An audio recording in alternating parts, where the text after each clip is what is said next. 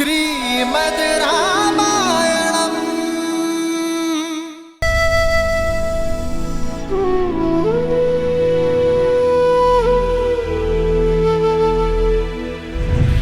तुम भी अपनी आंखों के तारे से दूर हो जाओगे, अपने धर्म रक्षक पुत्र के वियोग में तरस तरस कर मरोगे तुम। मुझे आप नहीं, राम चाहिए, राम चाहिए।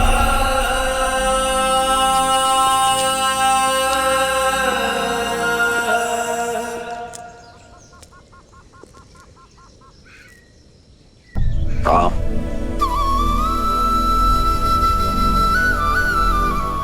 मैं आपसे नहीं पूछूंगा पिताश्री कि आपको क्या हुआ है,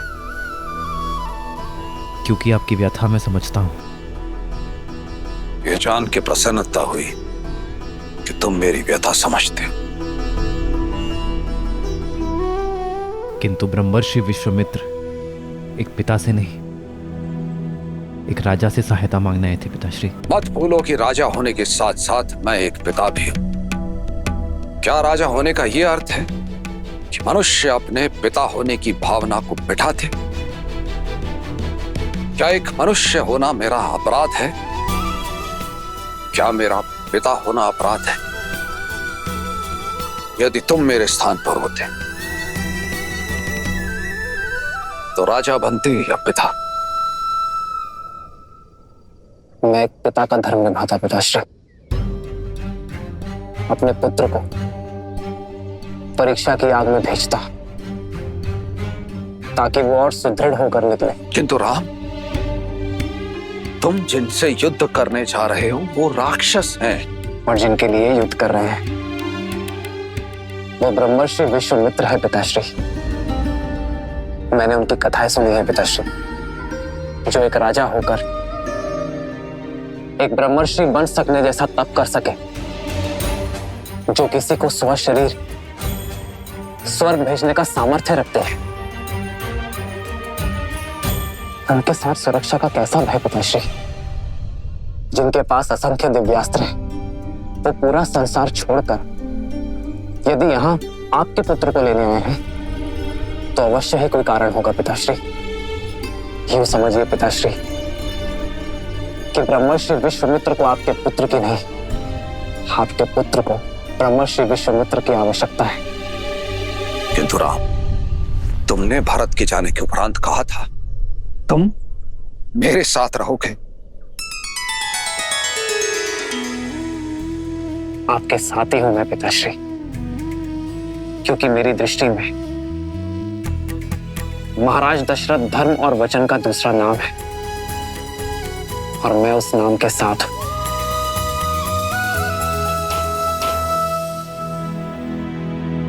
आप एक पुत्र क्यों चाहते थे पिताश्री? ताकि अयोध्या को उसका उत्तराधिकारी दे सकूं, अपने पूर्वजों को तर्पण अर्पित करने वाला दे सकूं। तो यदि आज आपने मुझे ब्रह्मर्षि विश्वामित्र के साथ जाने से रोका, रघुकुल का वचन तोड़ा, तो क्या मैं अयोध्या का राज्य संभालने योग्य कहलाऊंगा पिताश्री? अपने पूर्वजों का मान घटाने के बाद, संसार में उनकी श्रद्धा घटने के बाद,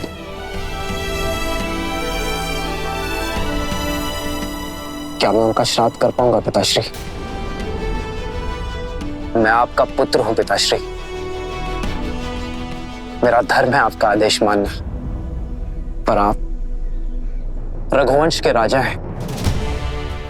चयन की दुविधा आपकी होगी और आदेश भी आपका ही होगा कि क्या मैं ब्रह्मर्षि विश्वामित्र का सहायक बनकर विदा लूंगा या यही अयोध्या का मान रघुकुल की प्रतिष्ठा को खंडित होते देखूंगा।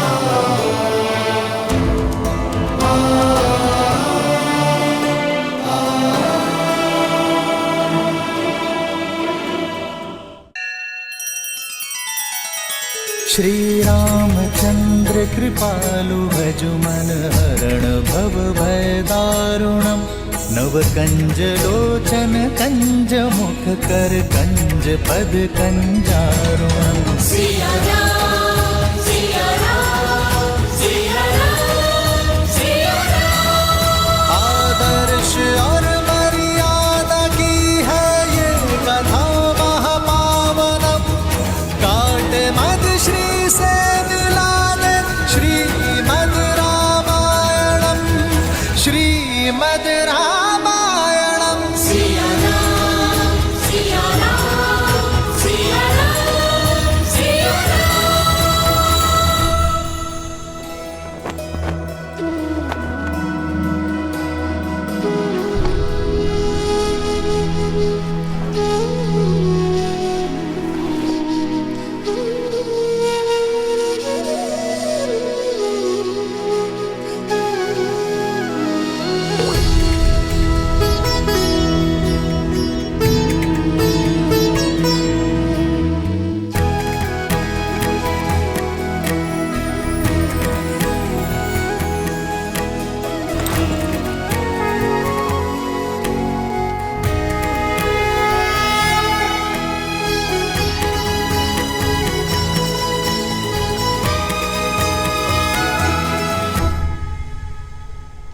लक्ष्मण कहाँ है माँ? क्या वो अपने बड़े भाई को विदा करने नहीं आएगा? वो तुम्हारे लिए अस्त्र और शस्त्र लेने गया है पुत्र।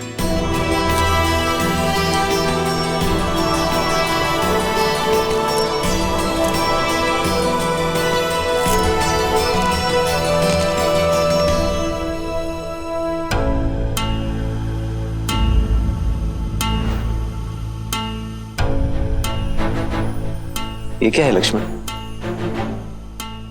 ये दो धनुष? अब दो योद्धा एक धनुष से कैसे लड़ेंगे भैया? दो? केवल मैं जा रहा हूं लक्ष्मण। क्यों भैया? आप पिताश्री के वचन का मान रखें और मैं अपनी माता सुमित्रा के उस वचन को भंग कर दूं कि मैं सदा आपकी परछाई बनकर रहूंगा।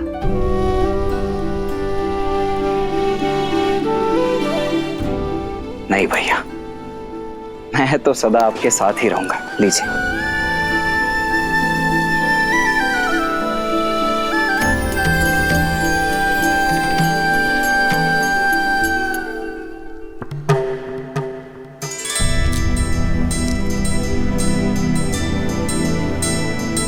क्षमा करें गुरुदेव, मुझे ज्ञात है कि आपने पिताश्री से केवल भैया राम को ही मांगा है, किंतु मैं सबको बता दूं कि मेरे भैया राम और मैं, उनका अनुज लक्ष्मण एक दूसरे से भिन्न नहीं है। वो देह हैं तो मैं उनकी आत्मा हूं।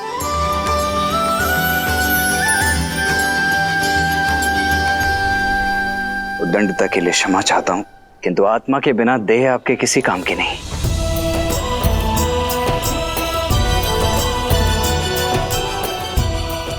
आशा है आप और पिताश्री मुझे भैया राम के साथ जाने की अनुमति अवश्य प्रदान करेंगे।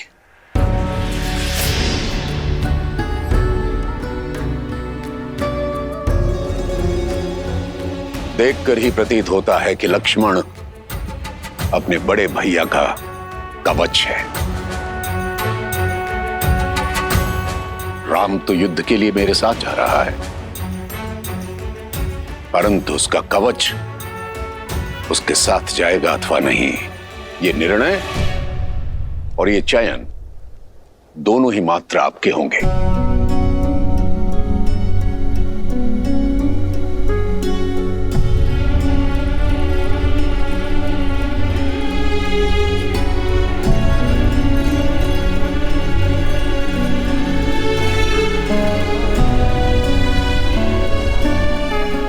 ऋषि,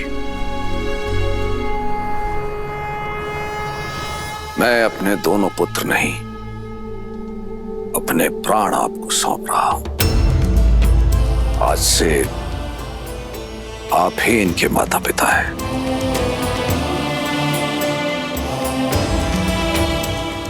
महाराज, आप अपने नेत्र मुझे दे रहे हैं। ये नेत्र अब जो मार्ग प्रशस्त करेंगे वो मात्र इनके लिए नहीं, अपितु सारे संसार का दृष्टिकोण बदल देगा।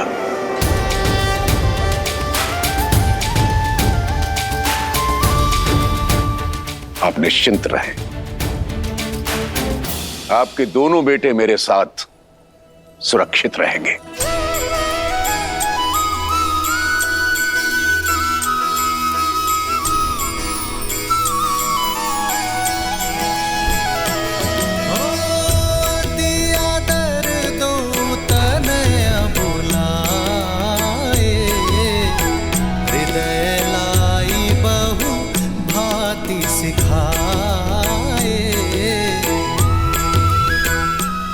पिताश्री का ध्यान रखना मां।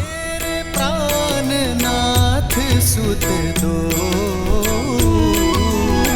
तुम मुनि पिता आन नहीं को।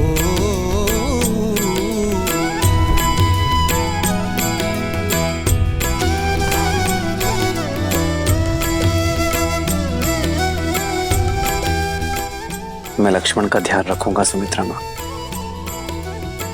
जहां राम साथ हो वहां मुझे लक्ष्मण की चिंता क्यों रहेगी पुत्र?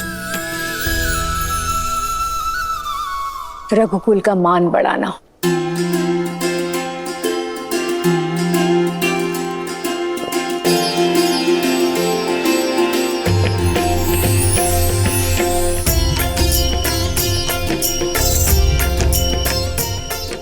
जय बाबा।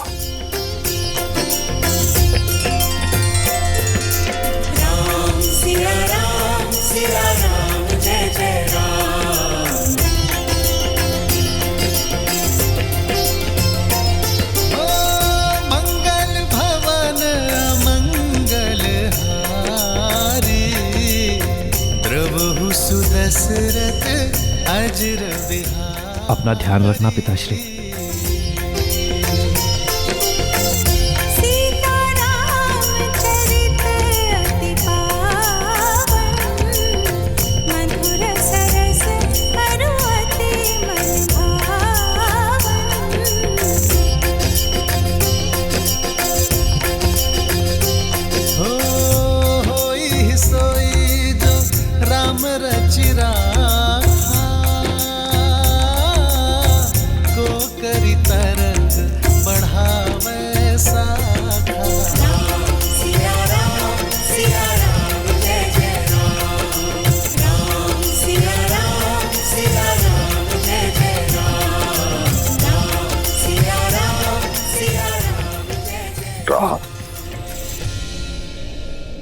मैं तुम्हारी प्रतीक्षा करूंगा पुत्र,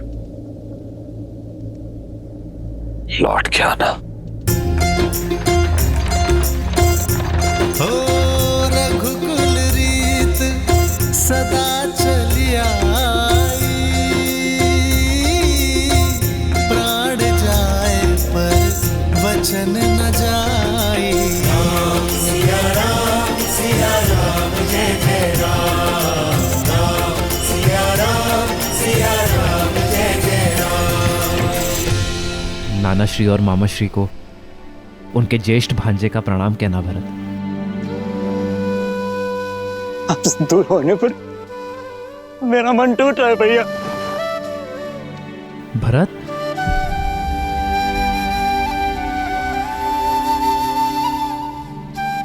शांत हो जाओ भरत।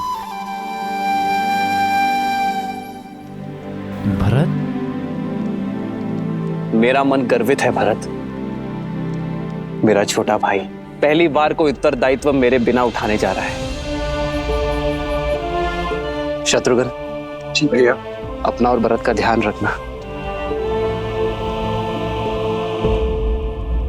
प्रस्थान करो भरत। लक्ष्मण,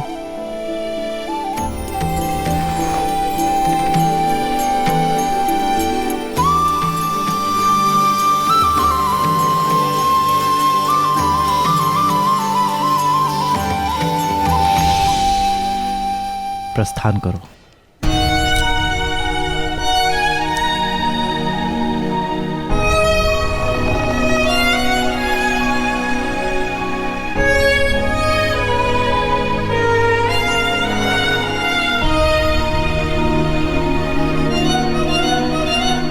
भैया ऋषि विश्वामित्र के साथ जाने के लिए परिवार से विदा लेते समय तो आपने तनिक भर का भी विचार नहीं किया, किंतु भरत भैया और शत्रुघ्न से विदा लेते समय आपकी दृष्टि उनसे हट ही नहीं रही। कर्तव्य के पथ पर विदाई भी सुख देती है लक्ष्मण। अपने छोटे भाई को बड़ा होते देखने का आनंद तुम्हें भी लेना चाहिए।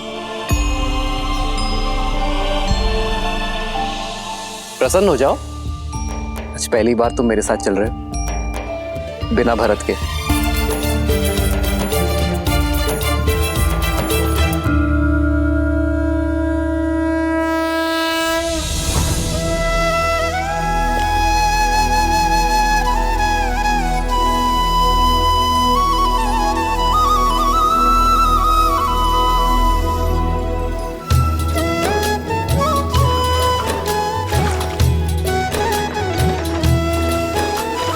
प्रियजन से दूर होना भारी मन का द्वंद, पर बिछड़ न कर्तव्य के लिए एक वीर का आनंद।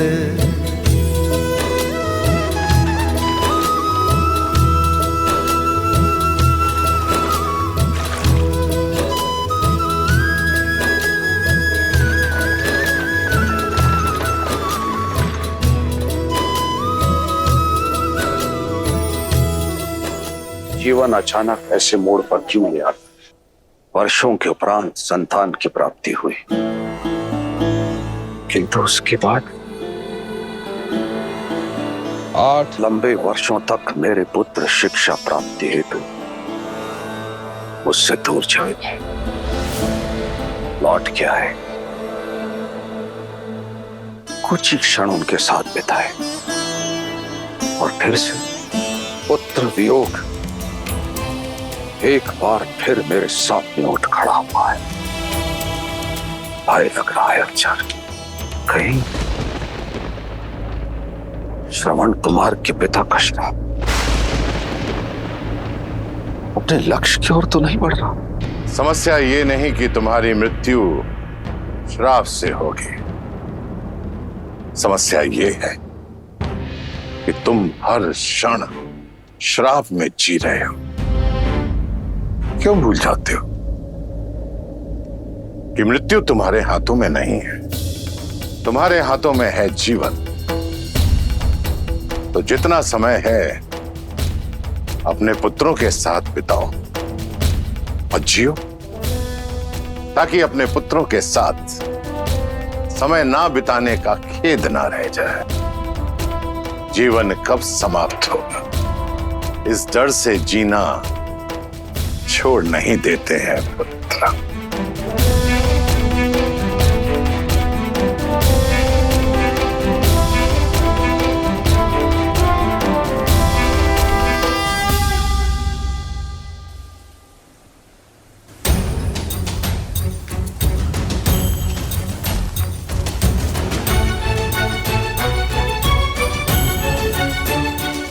भैया भैया सुनिए ना, आपको ज्ञात है क्या हम जा कहाँ रहे हैं? तुम स्वयं पूछ लो उनसे। मैं नहीं, ठीक है। थक गए क्या दशरथ नंदन? जी आचार्य, नहीं तो भैया चलिए ना, आइए।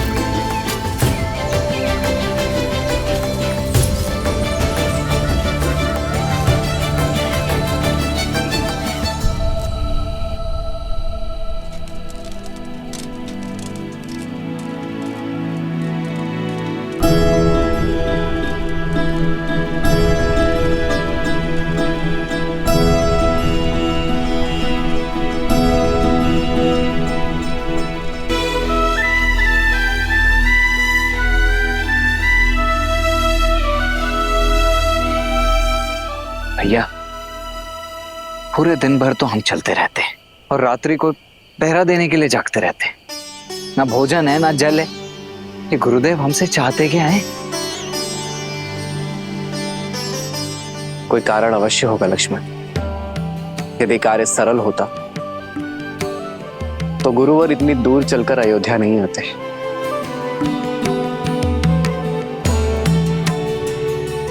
कठिन कार्य का मार्ग कठिन ही होता है। धीरज रखो। जी भाई।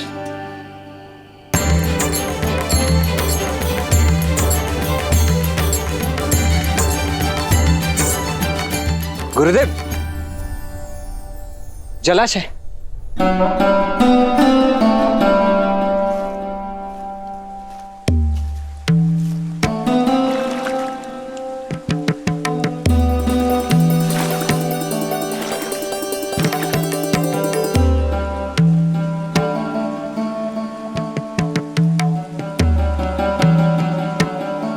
जल पीने योग्य है।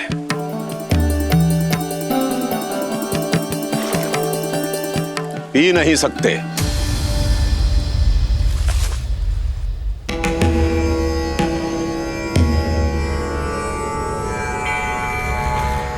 क्षमा कीजिए गुरुदेव, किंतु कारण क्या ये कोई परीक्षा है? परीक्षा और परिस्थिति बताकर नहीं आते लक्ष्मण। मैं तुम दोनों को जिस कार्य के लिए लेकर आया हूं वो कार्य बड़ा ही दुष्कर है। देखना चाहता हूं कि तुम इस कार्य को सिद्ध करने में सक्षम हो अथवा नहीं। असुरों के साथ युद्ध कई दिनों तक चल सकता है। यदि भूखे प्यासे रहकर उनसे लड़ने में सक्षम नहीं हो तो जल पियो और लौट जाओ।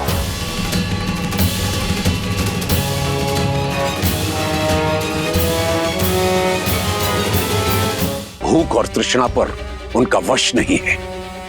उनके शरीर को भूख लगती है तो वो चोरी करते हैं, छीनते हैं, लूटते हैं और अपने मन की भूख और तृष्णा को वे अपराध करके शांत करते हैं। इसका अर्थ समझते हो? समझा गुरुवर। यदि हम भी उनके जैसे ही दोषी हैं तो हम उन पर विजय नहीं पा सकते।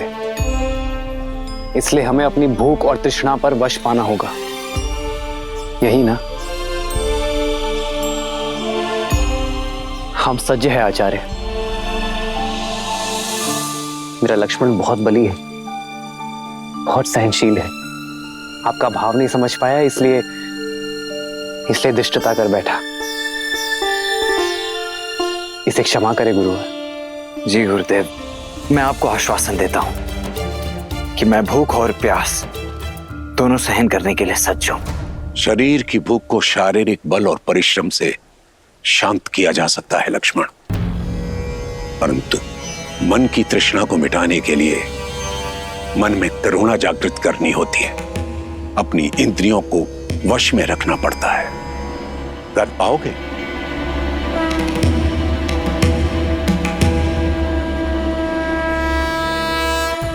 तो फिर चलते हैं।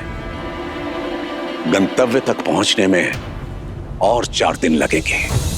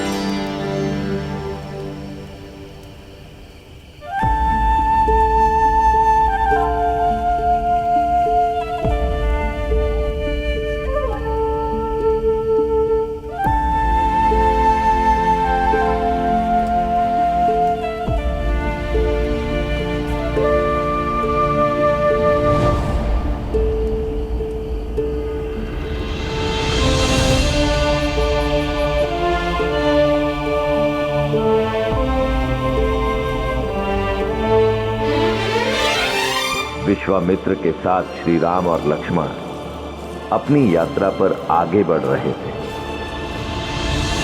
और मिथिला में समय सीता के स्वयंवर की ओर बढ़ रहा था।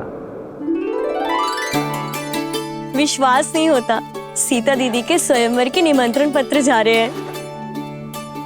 सोचा भी नहीं था ना, बचपन का साथ अचानक क्यों ही। सीता दीदी हमारे बिना रह लेंगी? माँ भी तो अपना मायका छोड़कर यहाँ रहती है ना,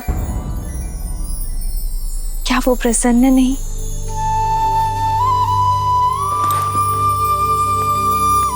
सीता दीदी चौपड़ खेले इस समय? जितना समय यहाँ पर हो खेल लो ना दीदी। जब ससुराल चले जाओगी तो हम तीन कैसे खेलेंगे?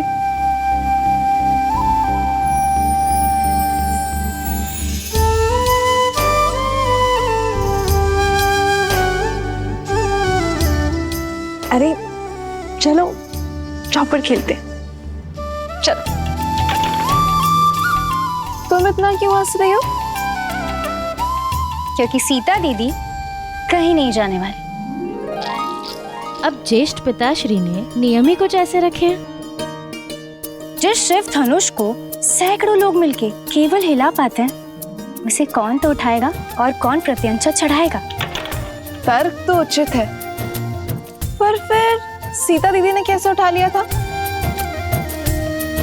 हाँ दीदी बताओ ना, जब आपने शिव धनुष उठाया था तो क्या था आपके मन में? नहीं जानती, बस इतना स्मरण है कि मेरे मन में ना तो कोई भय था और ना कोई भार। केवल महादेव से प्रार्थना थी कि हमारी गेंद वापस लौटा दे। और महादेव तो भोलेनाथ है ना, यदि मन में आभार हो तो महादेव दुलार देंगे ही। हाँ, और वो वर भी देंगे जो उनका धनुष उठा के आपको ब्याह ले जाएगा।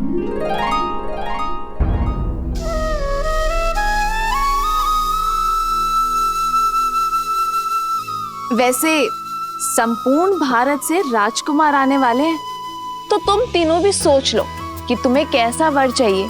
क्या पता मेरे साथ साथ तुम्हारी खोज की भी अंत हो जाए। कितना अच्छा होगा ना यदि ऐसा हो। तो जैसे हम चारों बहनें आजीवन यहाँ रही हैं, वैसे ही हम चारों का विवाह एक साथ हो, एक ही घर में। हाँ, तब तो हम प्रतिदिन चौपड़ खेलेंगे। हाँ, इससे उत्तम तो और कुछ हो ही नहीं सकता। लो, मैं तो सच में जीत गई। कितना शुभ संकेत है ना। यदि महादेव ने चाहा तो हम चारों बहनें आनंद से ऐसे ही एक ही घर में रहेंगी। कितना शुभ मन है ना सीता का। हर एक के मन में आशा जगा देती है। ऐसी गुणवान स्त्री को तो श्री राम ही मिलेंगे ना। यहीं तो भाग्य अपना खेल खेलता है देवी। ऐसा हो यह आवश्यक नहीं, क्योंकि एक और कन्या भी थी जिसकी सोच देवी सीता जैसी ही पवित्र थी, अत्यंत गुणी भी थी, परंतु उसके प्रारब्ध में कुछ और ही लिखा था। कौन? महान शिल्पकार मयासुर की पुत्री मंदोदरी।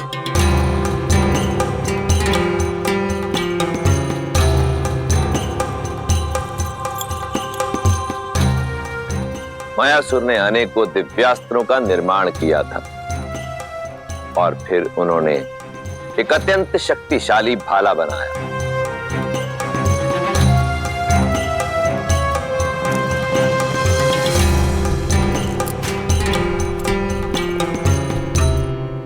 बड़ा तेजवान और दृढ़ भाला बनाया है पिताश्री।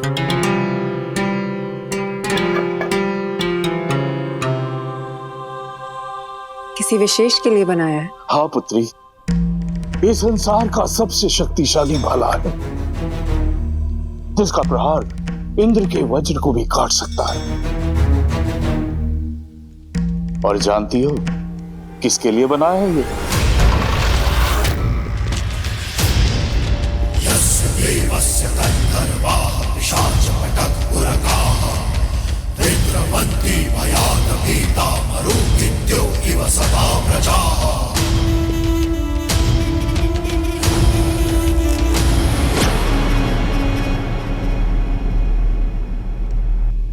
तुम? मैं लंकेश दशानन रावण। मायासुर, सुना है कि तुम्हारे पास कुछ ऐसा है जो केवल मेरे योग्य है, तो लेने चलाया अद्भुत अस्त्र। ये अस्त्र मैं तुम्हें नहीं दे सकता दशानन। दशानन ये भाला लेने नहीं आए हैं पिताजी।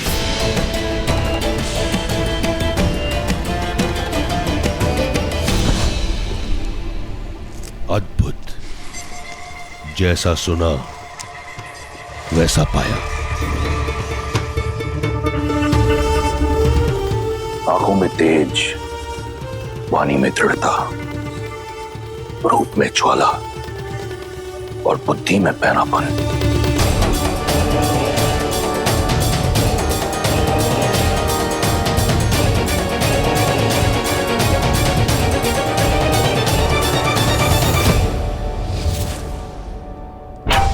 तुम ही मुझे वो पुत्र दे सकती हो जो मेरा अधूरा स्वप्न पूरा करेगा, इंद्रासन पाने का। नहीं, मेरी पुत्री का हाथ मैं तुम जैसे आतताई के हाथ में नहीं दे सकता। वीर भोग्य वसुंधरा मायासुर, जिसके पास बल है उसी का आज उसी का कल है, और दशों दिशाओं में दशानन से अधिक बली कोई नहीं। एक वृद्ध शिल्पकार के कंठ पर भाला रखकर धमकाना, ये कहां का बल है दशानन?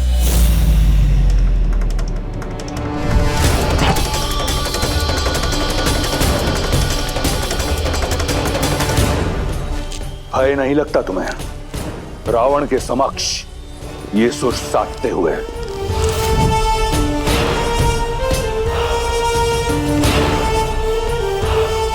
कदाचित तुमने मेरे बारे में सुना नहीं। सुना है ना कि आप दूसरों से उनकी संपत्ति छीन लेते हैं, विवशों से प्राण और स्त्रियों से उनका सम्मान छीन लेते हैं। सब सुना है मैंने। सावधान मंदोदरी। स्त्री की लाज भंग करने का पाप आप कई बार कर चुके हैं। आज स्त्री हत्या का पाप भी अपने सिर चढ़ा लीजिए।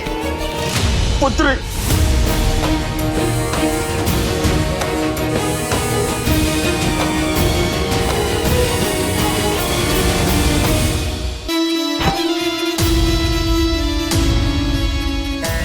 प्राण नहीं लूंगा तुम्हारे।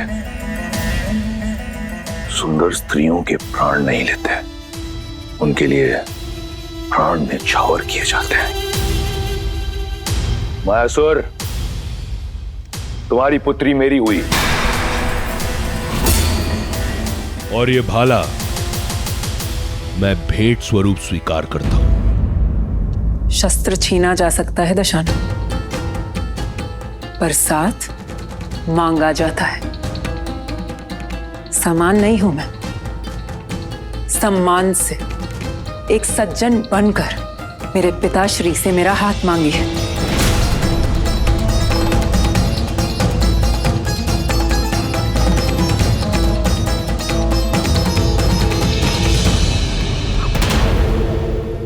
असुर महाशिल्पी मायासुर, मैं स्वर्ण लंका का स्वामी दशानन ये स्वीकार करता हूं कि मेरी लंका के स्वर्ण में इतनी चमक नहीं जितना आपकी पुत्री के तेज में है। आपकी पुत्री रक्ष महारानी बनने के योग्य है। मैं आपसे आपकी पुत्री मंदोदरी का हाथ मांगता हूं। क्या आपको और आपकी निर्भीक पुत्री को यह संबंध स्वीकार है? मैं अपना उत्तर अपने पिताश्री को बताऊंगी। एकांत में।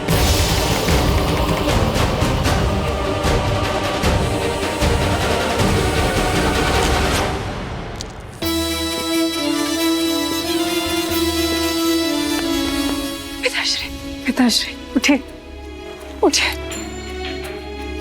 पिताश्री।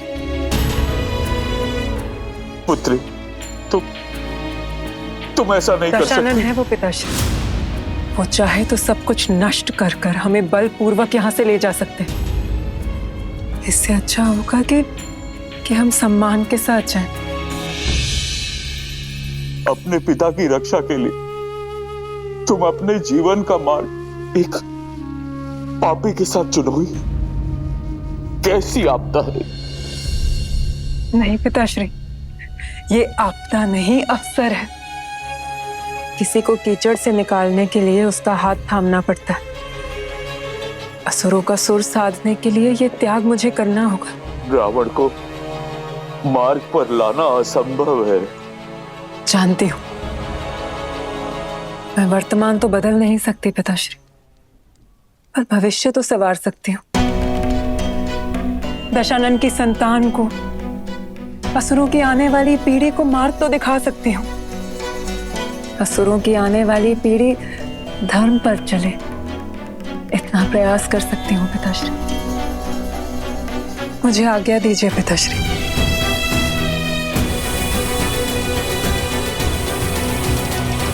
रावण और मंदोदरी का विवाह हुआ, जहां एक और मंदोदरी ने अपनी आहुति दी असुरों के भविष्य के लिए, वहीं दूसरी ओर रावण एक शक्तिशाली शस्त्र पाना चाहता था। रावण को पूर्ण विश्वास था कि उसके तेज और मंदोदरी की पवित्रता का संगम उसे एक बलशाली पुत्र देगा, जो उस इंद्रासन को जीत सकेगा जिसे पाने में उसका भाई कुंभकर्ण चूक गया था। कोई भी ग्रह अपने उचित स्थान पर नहीं, परंतु मेरा पुत्र अजयी और अमर होगा। जो मैं तप से ना पा सका, मेरा पुत्र भाग्य से पाएगा। जो भी ग्रह नक्षत्र की स्थिति प्रतिकूल है, उन्हें अनुकूल होना होगा।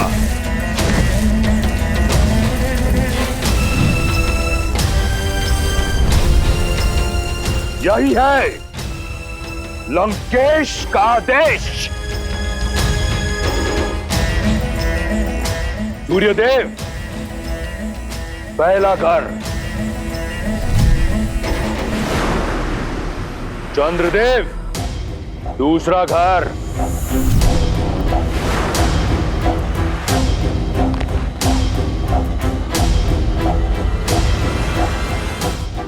रावण ने अपने बल और भय के प्रताप से सभी ग्रहों को अपने पुत्र की कुंडली में अनुकूल परिस्थिति में आने के लिए विवश कर दिया।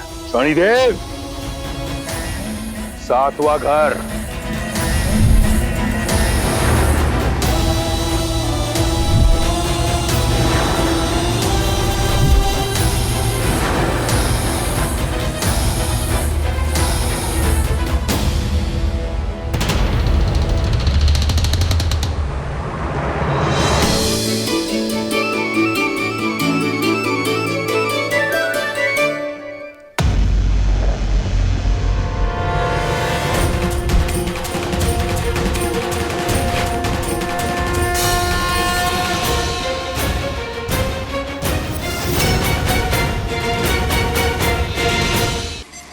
शनि मेरी आज्ञा का उल्लंघन करके 8वें घर में चले गए तुम।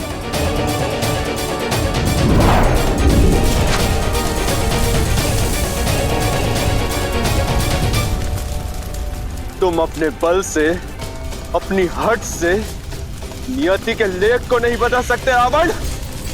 तुम्हारे पुत्र की कुंडली पर और तुम पर मेरी दृष्टि पड़ चुकी है रावण। मूर्ख, कदाचित अपनी कुंडली जांच कर नहीं आए तुम आज।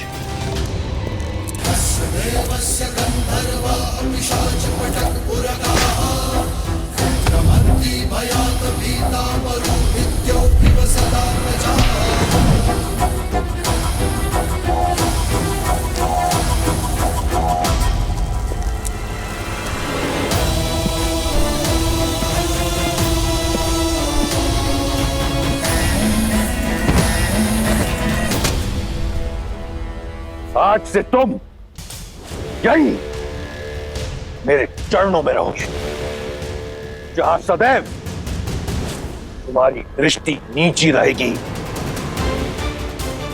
ताकि दृष्टि उठाकर ना तुम लंका देख सको और ना लंकापति का पुत्र।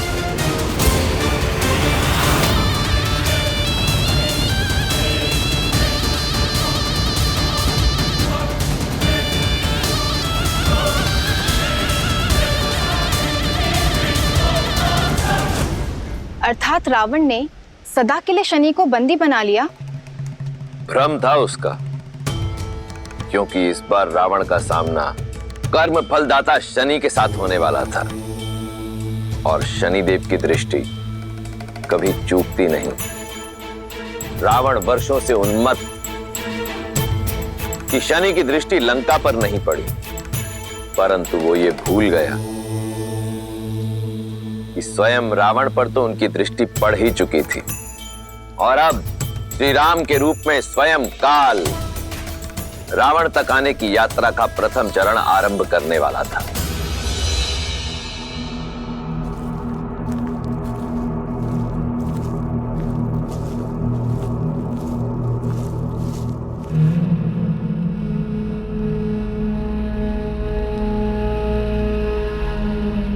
बड़ा ही भयावह वन है ये। यहाँ का वातावरण ही बता रहा है कि अवश्य ही राक्षसों का गढ़ होगा ये। राक्षसों का नहीं लक्ष्मण, राक्षसी का।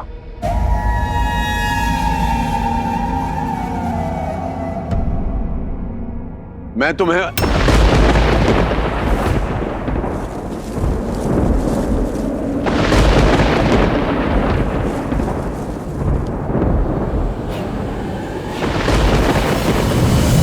भैया, कौन आया है मेरे वन में? कौन? कोई ब्राह्मण तो नहीं?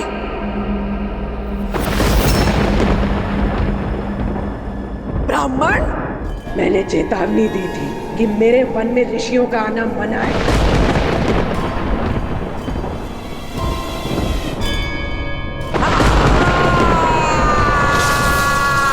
अब तुम सब अपनी मृत्यु के लिए सज्ज हो।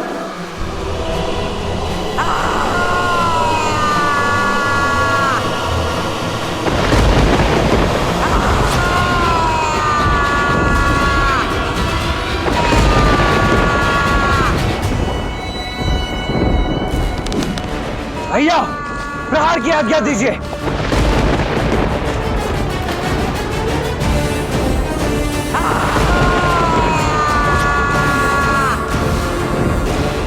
आज्ञा दीजिए भैया।